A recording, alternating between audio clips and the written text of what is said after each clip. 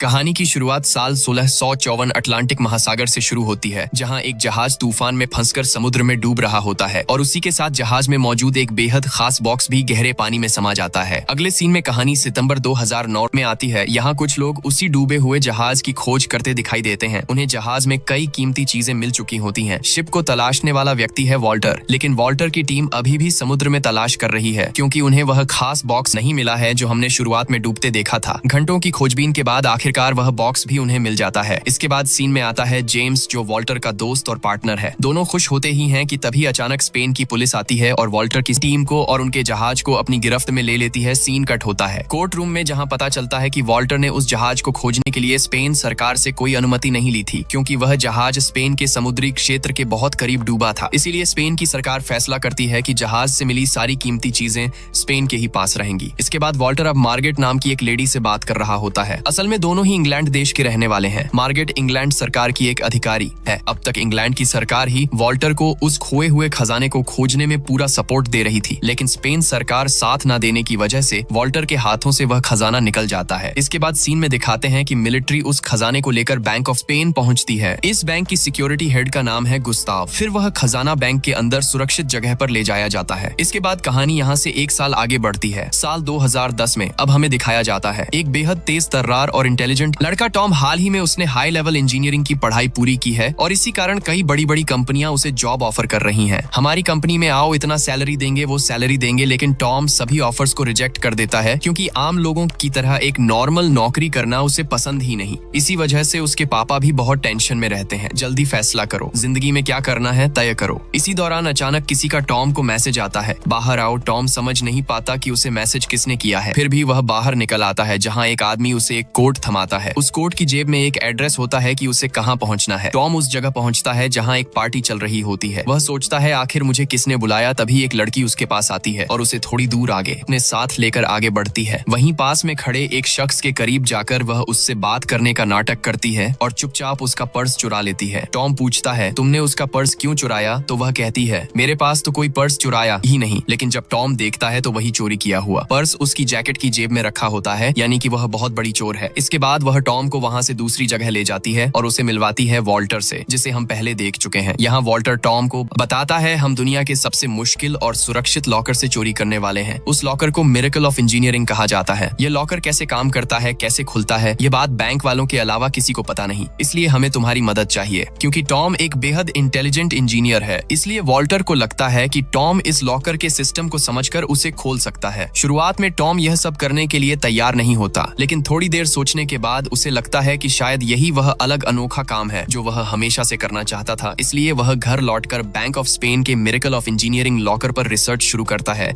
लेकिन वहां भी वही जवाब मिलता है, इस लॉकर को चोरों के लिए खोलना असंभव है। इसके बाद टॉम वॉल्टर की टीम में शामिल होने का फैसला कर लेता है। जब वह एयरपोर्ट पहुंचता है तभी उसे वह लड़की दोबारा मिलती है, अपने असली रूप में। उसका नाम है लॉरेन। फिर दोनों साथ मिलकर स्पेन पहुंचते हैं, जहां पता चलता है कि इस समय देश में एक बड़ा फुटबॉल मैच चल रहा है। और सिर्फ यही नहीं, स्पेन की नेशनल टीम भी क्वार्टर फाइनल में पहुंच चुकी है। इसके बाद जब टॉम और लॉरेन अपने कमरे में पहुंचते हैं तो वहां वॉल्टर उसकी टीम से टॉम की मुलाकात करवाना शुरू करता है। सबसे पहले है क्लॉस, जो एक एक्सपर्ट कंप्यूटर हैकर है। फिर है जेम्स, जो हर तरह का काम करने के लिए हमेशा तैयार रहता है। इसके बाद है सिमोन्स, जिसके पास ऐसी क्षमता है कि कितनी भी मुश्किल चीज क्यों ना हो, वह उसे किसी भी तरह अरेंज करके ले आएगा। अब असली बात यह है कि टॉम इन सबका मास्टरमाइंड बनेगा और इनके पूरे प्लान में मदद करेगा। वॉल्टर की टीम थोड़ी टेंशन में थी, क्योंकि बैंक ऑफ स्पेन के हर कर्मचारी को अलग अलग पासवर्ड दिए जाते हैं और अगर किसी का पासवर्ड मिल जाए तो सीसीटीवी सिस्टम हैक किया जा सकता है। तभी टॉम एक आइडिया देता है, अगर बैंक का कोई कर्मचारी आज छुट्टी पर है तो तुम्हें बैंक वालों की तरह उसे कॉल करके कहना होगा कि बैंक से एक जरूरी मैसेज है और मैसेज सुनने के लिए उसे अपना पासवर्ड डालना होगा। टॉम की बात मानकर वॉल्टर की टीम छुट्टी पर चल रहे एक कर्मचारी को कॉल करती है और जैसे ही वह कर्मचारी अपना पासवर्ड बताता है, टीम के पास कुछ सीसीटीवी कैमरों का कंट्रोल आ जाता है। हालांकि सारे कैमरों का एक्सेस नहीं मिलता, कुछ ही कैमरे मिलते हैं। अब टॉम सबके सामने यह साबित कर देता है कि वह इस टीम में जुड़ने के लायक है। इसके बाद जेम्स और सिमोन्स ट्रेन चलने वाले टनल के पास जाकर यह पता लगाने की कोशिश करते हैं कि बैंक से जुड़े हुए कोई गुप्त भूमिगत रास्ते मिल सकते हैं या नहीं। उसी समय दूसरी तरफ वॉल्टर टॉम को बताता है कि 15वीं शताब्दी में फ्रांसिस ड्रेक नाम का एक व्यक्ति स्पेन से एक खजाना चुराकर कहीं छुपा देता है। वह खजाना कहाँ छुपाया था यह किसी को नहीं पता, लेकिन उसने उस जगह के क्लू 3 सिक्कों पर छोड़ दिए थे। वही 3 सिक्के एक खास बॉक्स में रखे गए थे। यहाँ साफ बताना जरूरी है, वॉल्टर जिस बॉक्स की बात कर रहा है वह कोई और नहीं बल्कि वही खास बॉक्स है जिसे हमने फिल्म की शुरुआत में समुद्र में डूबते देखा था। वो बॉक्स अब बैंक ऑफ स्पेन के अंदर मौजूद मिरेकल ऑफ इंजीनियरिंग लॉकर में सुरक्षित रखा हुआ है। एक और बात, विटर के पास पैसे की कोई कमी नहीं है। फिर वह इस खजाने के पीछे क्यों पड़ा है? क्योंकि खजाने की खोज उसके लिए सिर्फ पैसा नहीं बल्कि शौक और जुनून है। इसके बाद टीम प्लानिंग शुरू करती है। बैंक के हर कोने में सीसीटीवी कैमरे लगे हुए हैं और बैंक में अगर हल्की सी भी गड़बड़ी हो जाए तो उसे ठीक करने के लिए हमेशा 500 सैनिक तैयार रहते हैं। इसका मतलब सीधे बैंक में घुसना बिल्कुल मुमकिन नहीं, इसीलिए उन्हें बैंक से जुड़े हुए किसी गुप्त सुरंग मार्ग से अंदर जाने का रास्ता ढूंढना होगा। इसी दौरान उनके पास 2 ड्राइंग्स भी होती हैं। एक ड्राइंग उस इंसान की बनाई हुई है जिसने पहले बैंक ऑफ स्पेन में काम किया था और जिसे मिरेकल ऑफ इंजीनियरिंग लॉकर का अंदरूनी स्ट्रक्चर पता था, और दूसरी ड्राइंग एक मूर्ति स्टैचू का स्केच है जिसके बारे में टीम को ज्यादा जानकारी नहीं है। अब सबसे बड़ा मुद्दा यही है, लॉकर को खोलने के लिए उन्हें पहले समझना पड़ेगा कि वह कैसे काम करता है। लेकिन यही बात उनके लिए टॉम और उसकी टीम को अभी तक यह समझ नहीं आ रहा था कि वह लॉकर अंदर से कैसे काम करता है। इसके बाद वे बैंक की सिक्योरिटी टीम से कांटेक्ट करके यह बहाना बनाते हैं कि हम बैंक की क्लीनिंग के लिए आने वाले हैं। सिमोन्स यह परमिशन ले लेता है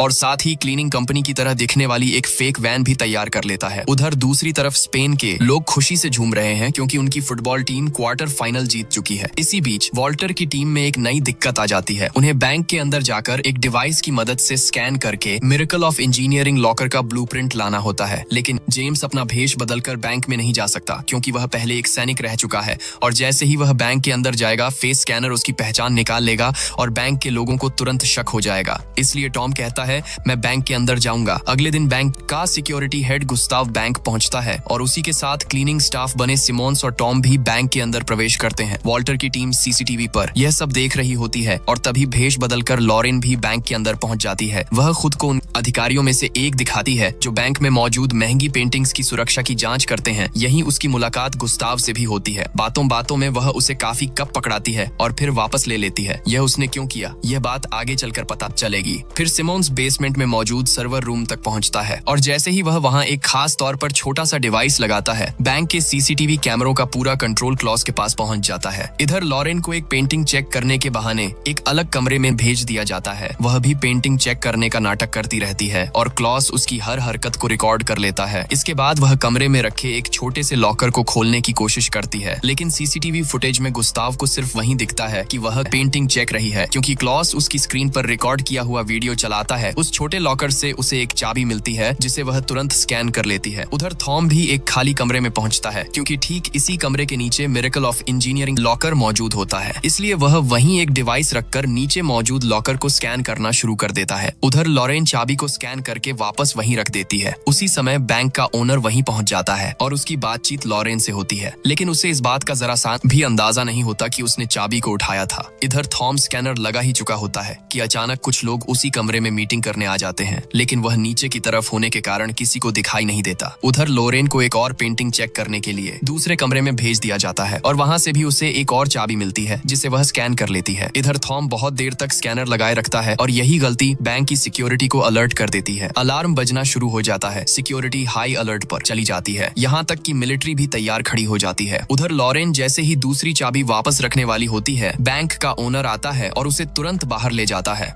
इस चक्कर में चाबी उसके पास ही रह जाती है, इसलिए थॉम जल्दी से उसके पास पहुंचकर वह चाबी लेता है, फिर वापस उसी कमरे में जाकर उसे उसकी असली जगह पर रख देता है। इसके थोड़ी देर बाद सिक्योरिटी वाले चेक करने के लिए वहां पहुंच जाते हैं। सिक्योरिटी वाले जैसे ही कमरे में आते हैं, थॉम तुरंत सफाई करने जैसा नाटक करने लगता है जिससे किसी को भी उस पर जरा भी शक नहीं होता। उधर गुस्ताव को भी सब कुछ नॉर्मल ही लगता है, उसे समझ ही नहीं आता कि आखिर अलार्म बजा क्यों। वह सोचता है शायद कहीं शॉर्ट सर्किट हुआ होगा और बात वहीं खत्म कर देता है। इसके बाद हमें दिखाया जाता है कि जिस कमरे के ऊपर उन्होंने स्कैनर डिवाइस रखा था, वह डिवाइस अब पूरा का पूरा ब्लूप्रिंट बना चुका है कि नीचे मौजूद मिरेकल ऑफ इंजीनियरिंग लॉकर अंदर से कैसा दिखता है। टॉम उसके बाद ब्लूप्रिंट को देखकर सबको समझाने लगता है। लॉकर के चारों तरफ मोटी मोटी कंक्रीट की दीवारें बनी हुई हैं, नीचे की तरफ एक टनेल है और सबसे ऊपर एक बड़ा वाटर टैंक लगा हुआ है। जैसे ही वे उस वाटर टैंक का स्ट्रक्चर देखते हैं, थॉम को अचानक साफ साफ समझ में आने लगता है। असल में फिल्म की शुरुआत में जो हमने ड्राइंग देखी थी, उसी लॉकर रूम में एक बड़ी सी मूर्ति लगी है और उस मूर्ति के हाथ में एक तुल्ला यानी वजन नापने वाली तख्ती है। मतलब लॉकर रूम में अगर जरा सा भी वजन कम या ज्यादा हुआ तो ऊपर मौजूद टैंक का सारा पानी सीधे लॉकर रूम में गिर पड़ेगा और अंदर घुसने वाले किसी भी चोर को पानी में डुबोकर मार देगा। बाहर निकलने का बिल्कुल भी मौका नहीं मिलता। यहाँ समझने वाली बात यह है कि असल मुश्किल लॉकर खोलना नहीं है, बल्कि अंदर जाकर जिंदा वापस आना है। उधर गुस्ताव और बैंक का ओनर पूरी तरह कंफ्यूज हो चुके हैं। सब कुछ ठीक था, फिर भी अलार्म क्यों बजा? दोनों इसी सवाल में उलझे रहते हैं। इधर थॉम भी लगातार कोशिश करता है कि लॉकर के अंदर जाकर सुरक्षित तरीके से बाहर निकलने का कोई रास्ता मिल सके। फिर हमें दिखाया जाता है जेम्स और सिमोन बड़ी मेहनत से लॉकर के नीचे मौजूद टनेल को ढूंढ लेते हैं। टनेल के अंदर उन्हें एक बड़ा सा मशीन दिखाई देता है और उस मशीन पर लगे वजन मापने वाले मीटर को देखकर उन्हें सब समझ में आने लगता है। मीटर देखते ही जेम्स और सिमोन समझ जाते हैं कि थॉम जो कह रहा था वह बिल्कुल सही है। लॉकर रूम में जरा सा भी वजन बढ़ा या घटा तो ऊपर का पूरा पानी लॉकर रूम में गिर पड़ेगा। असल में टनल के ठीक ऊपर ही लॉकर रूम बना हुआ है। लेकिन इसके बाद जेम्स और सिमोन के वॉल्टर को एक चौंका देने वाली बात बताते हैं। अगर टनल में से रास्ता बनाकर लॉकर तक पहुंचना है तो यह काम पूरा होने में पूरे 15 दिन लगेंगे। यह सुनकर सब लोग मायूस हो जाते हैं, क्योंकि अभी सबका ध्यान फुटबॉल मैच पर है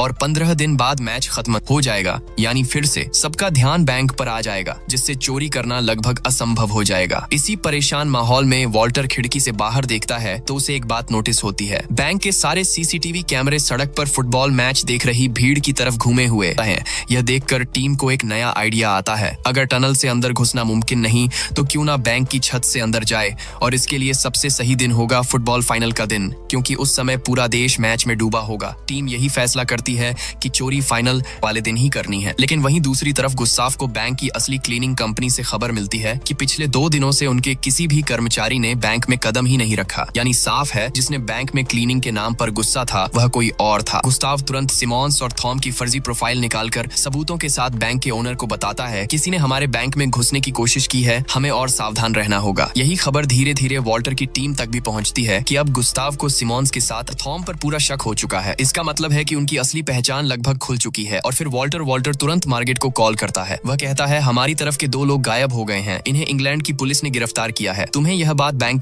ऑफ स्पेन को बतानी होगी, तभी हम आगे बढ़ पाएंगे। मार्गेट भी इस बात के लिए तैयार हो जाती है। इधर गुस्ताव बैंक में सिक्योरिटी दोगुनी करने की तैयारी कर ही रहा होता है। तभी उसे अचानक एक संदेश मिलता है, सिमोन्स और थॉम को इंग्लैंड में गिरफ्तार कर लिया गया है क्योंकि वे चोर हैं। यह सुनकर बैंक की तरफ का तनाव थोड़ा कम हो जाता है। दूसरी तरफ लॉरेन थॉम को एक पब में लेकर आती है और वहाँ अपना दिल खोलकर बात करती है। पापा के जाने के बाद मुझे संभालने वाला सिर्फ एक ही इंसान था, वॉल्टर, इसीलिए मैं उसके लिए काम करती हूँ। उसी समय थॉम नोटिस करता है कि बैरेंडर ग्लासेस को फ्रीज कर रहा है और यहीं से उसके दिमाग में एक बड़ा आइडिया जन्म लेता है। थॉम एक वेटिंग मशीन पर पानी से भरा गिलास रखकर दिखाता है। गिलास का वजन तुरंत दिखता है, लेकिन जैसे ही वह उसी गिलास को नाइट्रोजन से फ्रीज करता है और फिर मशीन पर रखता है, मशीन कोई वजन दिखाती ही नहीं। यही आइडिया वह टीम को समझाता है। अगर टनल में मौजूद वेट डिटेक्शन मशीन को उसी तरह फ्रीज कर दिया जाए तो टीम आराम से लॉकर रूम में जाकर वापस आ सकती है और मशीन को कुछ पता भी नहीं चलेगा। सबको यह प्लान बिल्कुल सही लगता है, इसलिए टनल में जाकर उस मशीन को फ्रीज करने का जिम्मा सिमोन्स को दिया जाता है। इसके बाद बड़ी तैयारी शुरू हो जाती है। इसी दौरान पता चलता है जो कॉफी कप लॉरेन ने गुस्ताव को दिया था और वापस ले लिया था, उस पर पड़े गुस्ताव के फिंगरप्रिंट वे पहले ही निकाल चुके हैं।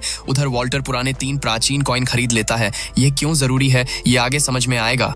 इसके बाद लोरेन ने बैंक में जिन 2 चाबियों को स्कैन किया था उनकी ठीक वैसी ही 2 डुप्लीकेट चाबियां भी तैयार कर ली जाती हैं। अब सारी तैयारी पूरी है, कल ही उन्हें बैंक के अंदर घुसना है, इसलिए पूरी टीम आराम करने चली जाती है। यहीं हमें एक महत्वपूर्ण बात पता चलती है स्पेन की। सरकार ने जो खजाना अपने कब्जे में लिया है वह खजाना इस टीम को चाहिए ही नहीं। उन्हें तो सिर्फ 3 कॉइन वाला वह खास बॉक्स चाहिए, क्योंकि उन्हीं कॉइन के सुरागों से फ्रांसिस ड्रक ने जहाँ बड़ा खजाना छिपाया है वह जगह मिल सकती है। अगले दिन पूरा स्पेन फुटबॉल मैच देखने की तैयारी तैयारी में डूबा हुआ है। क्लॉस अपने कंप्यूटर सिस्टम के आगे तैयार बैठा है। टनेल के अंदर सिमोन्स वेट डिटेक्शन मशीन को फ्रीज करने की तैयारी में है और एक तरफ वॉल्टर दूर से पूरा ऑपरेशन मॉनिटर कर रहा है। इसी समय जेम्स, थॉम और लॉरेन रस्सियों के सहारे बैंक की छत पर पहुंचते हैं। इधर गुस्ताव ने बैंक की सुरक्षा को बहुत ज्यादा टाइट कर दिया है, लेकिन तीनों ऊपर से एक ग्लास पैनल हटाकर धीरे धीरे बैंक के अंदर उतरते हैं और वहां से सीधे एक कमरे तक पहुंच जाते हैं। वहीं मौजूद एयर वेंटिलेशन डक्ट के जरिए आगे बढ़ते हुए वे लिफ्ट वाले सेक्शन तक पहुंचते हैं। यहाँ नीचे उतरते ही उन्हें एक बड़ा सा ब्रिज दिखाई देता है, लेकिन वह पहले से ही डिस्कनेक्टेड होता है, इसलिए वे एक सीढ़ी लगाते हैं। थॉम और लॉरेन पहले उस पार पहुंच जाते हैं। जेम्स भी चढ़ने लगता है, लेकिन उसका वजन इतना ज्यादा होता है कि सीढ़ी जोर जोर से डगमगाने लगती है। जेम्स लगभग गिर ही जाता है, लेकिन थॉम झट से उसे पकड़कर उसकी जान बचा लेता है। आगे बढ़ते हुए उन्हें एक दरवाजा मिलता है। क्लॉस काफी मेहनत के बाद उसका पासवर्ड हैक करता है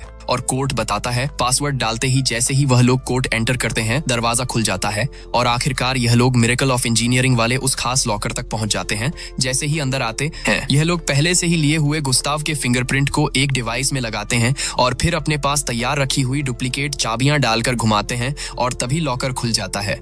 अंदर देखते हैं तो सच में वहां सोने की मूर्तियां रखी हुई दिखाई देती हैं और वह खजाने वाले बॉक्स भी उसी में सुरक्षित रखे हुए होते हैं। लेकिन अब सीधे अंदर जाना अभी भी मुमकिन नहीं है, इसीलिए टनल में मौजूद सिमंस उस बड़ी मशीन पर नाइट्रोजन स्प्रे करके उसे फ्रीज करने की कोशिश शुरू करता है। वह अपने पास मौजूद पूरा नाइट्रोजन स्प्रे कर देता है, लेकिन फिर भी लॉकर पूरी तरह फ्रीज नहीं होता। इससे सबको लगता है कि शायद योजना फेल हो गई, पर तभी धीरे धीरे लॉकर जमना शुरू होता है। अब अंदर आते ही मशीन पूरी तरह फ्रीज हो चुकी होती है, इसलिए उनका वजन अब मशीन पकड़ नहीं पाती और तीनों लोग उस खास बॉक्स को ढूंढना शुरू कर देते हैं जिसमें वो 3 कॉइन रखे गए हैं। लेकिन मशीन बहुत तेजी से अनफ्रीज भी होने लगती है। उधर गुस्ताव की टीम को बैंक के अंदर एक कबूतर दिखाई देता है और जब वह देखते हैं कि वह कहां से आया तो उन्हें वही जगह दिखती है जहां से जेम्स और उसकी टीम ने शीशा हटाकर बैंक में एंट्री की थी। यानी अब गुस्ताव को समझ आता है कि कोई अंदर आ चुका है। इसी बीच वॉल्टर और उसकी टीम को भी समझ में आ जाता है कि गुस्ताव को इनके अंदर होने का पता चल गया है, इसीलिए अब वॉल्टर वहां से बाहर नहीं निकल सकता। वह कहता है अब तुम लोग सरेंडर कर दो, लेकिन जेम्स गन पॉइंट पर कहता है हमें वह बॉक्स दे दो जिसमें 3 कॉइन है। जेम्स वॉल्टर और उसकी टीम को धोखा दे रहा है।